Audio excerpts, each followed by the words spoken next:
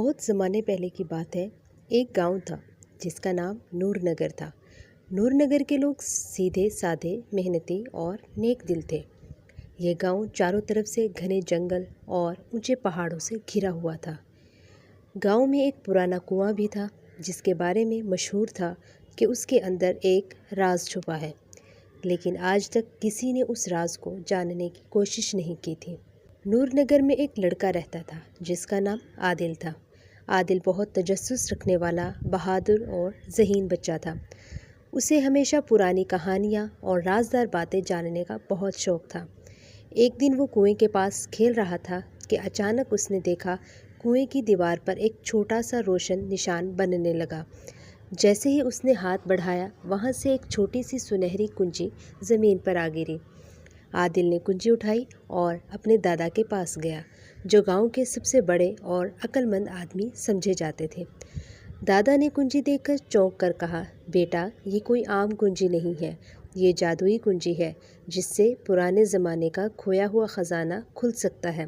لیکن یاد رکھو، یہ خزانہ ہر کسی کو نہیں ملتا، اس کے لیے بہادری، عقل اور نیک نیتی کی ضرورت ہے۔ عادل کے دل میں ایک نیا جوش پیدا ہوا۔ اس نے عہد کیا کہ وہ یہ خزانہ تلاش کرے گا۔ اگلی صبح وہ اپنا چھوٹا سا تھیلا اور لکڑی کی تلوار لے کر جنگل کی طرف چل پڑا۔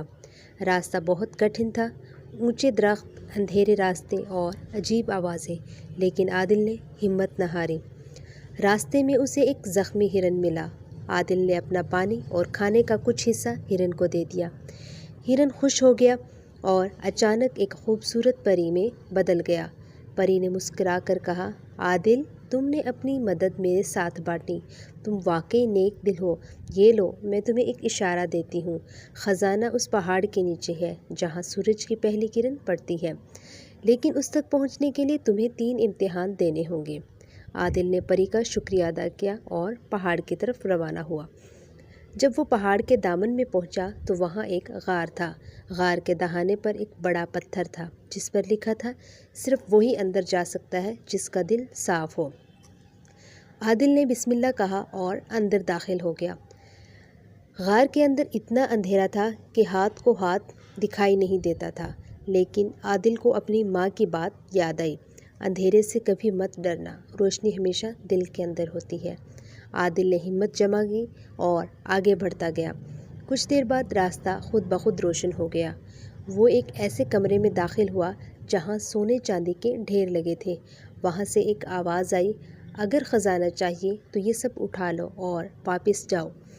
عادل نے سوچا، یہ خزانہ سب کے فائدے کے لیے ہے، میں صرف اپنے لیے نہیں لوں گا۔ اس نے کسی چیز کو ہاتھ نہ لگایا اور آگے بڑھ گیا۔ اچانک ایک خوفناک دیو اس کے سامنے آ کھڑا ہوا۔ دیو نے کہا، یہ خزانہ میرا ہے، واپس چلے جاؤ ورنہ تمہیں نگل جاؤں گا۔ عادل کانپ تو گیا، مگر اس نے کنجی جیب سے نکالی اور کہا، یہ کنجی میرے یقین اور نیکی کی علامت ہے، تم مجھے نہیں روک سکتے۔ جو ہی اس نے کنجی دیو کے سامنے بلند کی، دیو دھوئیں میں بدل گیا اور غائب ہو گیا۔ آخرکار عادل ایک بڑے کمرے میں پہنچا۔ وہاں ایک سنہری صندوق رکھا تھا۔ اس نے کنجی ڈالی اور صندوق کھول دیا۔ اندر سونے چاندی کے ساتھ ساتھ ایک پرانا خط بھی تھا۔ خط میں لکھا تھا، یہ خزانہ ان سب کا ہے جو اس گاؤں میں رہتے ہیں، اسے اکیلا مت رکھنا بلکہ سب کے ساتھ بانٹ دینا۔ اصل خزانہ دولت نہیں بلکہ محبت، انصاف اور احسان ہے۔ عادل نے خوشی خوشی خزانہ گاؤں والوں میں بانٹ دیا۔ نور نگر کے لوگ پہلے سے زیادہ خوشحال اور متحد ہو گئے۔ سب نے عادل کو بہادری اور نیک نیتی کی وجہ سے گاؤں کا ہیرو قرار دیا۔